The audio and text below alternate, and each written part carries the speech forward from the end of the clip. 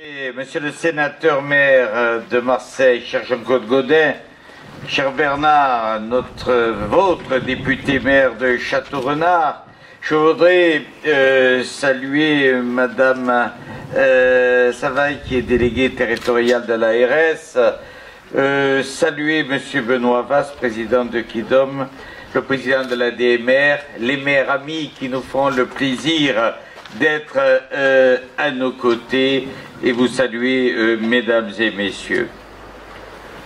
Toujours difficile de passer en dernier parce que tout a été dit. Alors, moi je voudrais dire que cet établissement n'est pas une apothéose en soi, cher René, de vos réalisations depuis que vous êtes maire. C'est avant tout le pari sur l'avenir pour nos anciens. Et là, voyez-vous, en parcourant cet établissement, je disais à Madame l'ARS, écoutez, c'est compliqué vos fonctions, mais il faut que l'État, le gouvernement, prenne conscience. Ça va m'arriver à moi. Aussi, il y a le vieillissement de la population. C'est vrai que ça a un coût pour la nation. Oui, aujourd'hui on entend parler du troisième âge. Mais on est jeune lorsqu'on est du troisième âge. C'est le quatrième âge que nous devons aborder. Et par rapport à ce quatrième âge, la loi nous oblige à nous, Conseil général, de mettre en place un plan quinquennal où nous devons créer, par exemple, l'ancien plan, c'était 3500 lits. Moi aussi, je suis allé voir, cher Jean-Claude, Madame Bachelot, qui m'a été d'une élégance, elle m'a reçu merveilleusement bien. Grâce à elle, j'ai obtenu 500 lits supplémentaires, c'est-à-dire qu'au lieu d'en faire 3500, nous en avons fait que 2000. Et dans le nouveau plan quinquennal, eh oui, on n'a fait que 2000, parce que l'ancien gouvernement ne nous a pas financé. Mais le nouveau plan, on devait en faire 3500 aussi. L'ARS nous dit, faites-en que 1000.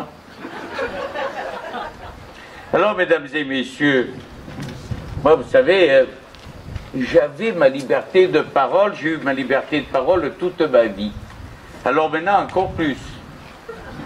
Mais dans l'intérêt général, mesdames et messieurs, comment pouvons-nous construire que 1000 lits dans le département des Bouches-du-Rhône dans les 5 années à venir? C'est une aberration. Alors naturellement, il ne suffit pas d'aller voir Madame la ministre qui me reçoit avec courtoisie, élégance. Ce que je veux, ce que nous voulons, nous, les élus de la République, ce sont des engagements, des réalisations pour nos anciens. Parce que notre travail, c'est de prendre en compte cette dimension humaine pour le confort de vie de nos anciens. Faites passer le message au directeur régional, lundi. Alors, monsieur le maire, cher René, le président du conseil général que je suis, ne peut que vous féliciter et vous remercier pour le souci que vous avez d'œuvrer au bien-être de nos aînés et de leurs familles. Le conseil général a été très attentif aux conditions d'hébergement et de prise en charge des résidents. Et sur la tarification proposée, toutes mes félicitations, monsieur, parce que c'est un prix très raisonnable et je vous réitère mes félicitations.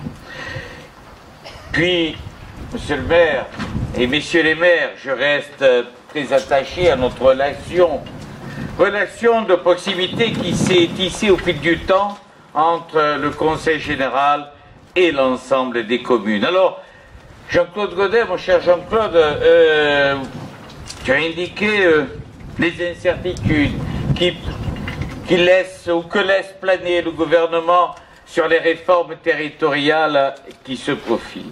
Mesdames et messieurs, je ne défends pas mon mandat, ma fonction, loin s'en faut. Ce qui est important pour la République, c'est de pouvoir conserver nos départements pour une seule raison, plutôt nos conseils généraux, pour une seule raison. Parce que le conseil général, avec le maire, le conseiller municipal, est l'élu de proximité. Le maire a raison de Marseille, Jean-Claude Gaudin. Ce n'est pas la métropole ou les intercommunalités qui demandent les responsabilités du conseil général. Alors j'apprends depuis quelques jours, par voie de presse uniquement, qu'on n'est pas encore, Jean-Claude, le projet de loi. Bien, que les routes et les collèges iraient à la région. Bon, ouais, c'est pas tant mieux, hein. Force d'efficacité, présence sur le terrain. Si vous avez besoin de rien, vous allez à la région. Ça vous fait sourire? Demandez au maire s'il sourit. Au pluriel. Il faut être sérieux. Ils ne sont pas capables d'honorer leurs engagements avec plus de responsabilité. Mais en même temps, demandez à vos élus locaux qui en permanence sont décriés par médias interposés les difficultés qu'ils ont eues à élaborer leur budget en 2014. Le tsunami financier et budgétaire qui se prépare pour l'ensemble des collectivités territoriales en 2015. Je prends l'exemple des rythmes scolaires. Nous, les élus de la République, nous sommes pour des réformes. Oui, nous voulons évoluer aussi à l'ère de notre temps, mais en même temps, pour les rythmes scolaires, nous voulons pas que ça soit un transfert de charges au niveau des communes. Oui, au rythme scolaire, dans le cadre d'une véritable concertation, mais en même temps avec un accompagnement financier digne de ce nom dans l'intérêt de nos enfants, des parents d'élèves et des équilibres budgétaires des communes. Et Jean-Claude Gaudin a raison de ce qu'il dit, je vais être obligé d'augmenter les impôts pour faire face à cette dépense.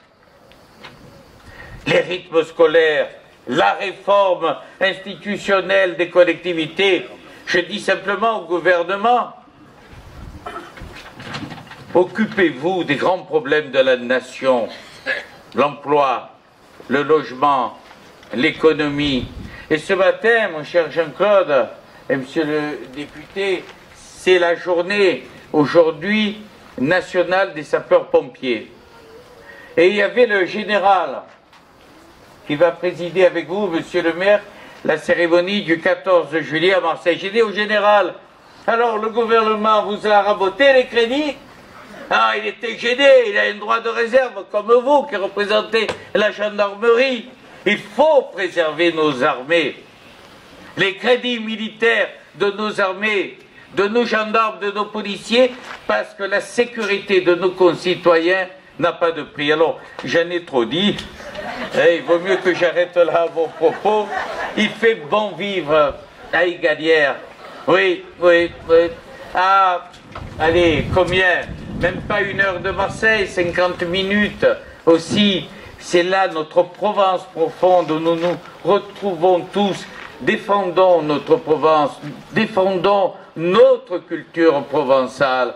Et aujourd'hui, c'est un grand jour, comme l'a rappelé Jean-Claude Gaudin, cher René, pour Égalière. Vive Égalière! Bravo.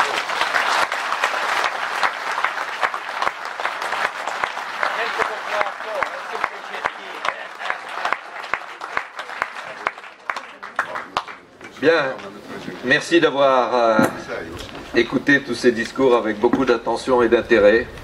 Félicitations à chacun des intervenants pour la teneur des propos et la chaleur que j'ai sentie chaque fois qu'ils évoquaient le nom de notre village. Nous allons essayer de le continuer à leur rendre cette affection, pourquoi ne pas le dire.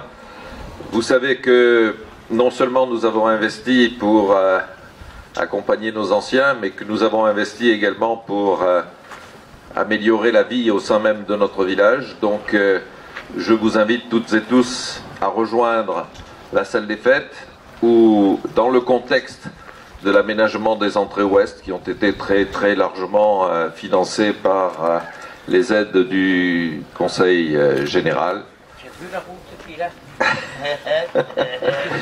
eh bien, nous aurons l'occasion de lever tous ensemble le verre de l'amitié. Encore une fois, un grand merci à tous pour votre participation. Bravo. Et à tout de suite à la salle des fêtes. Merci beaucoup.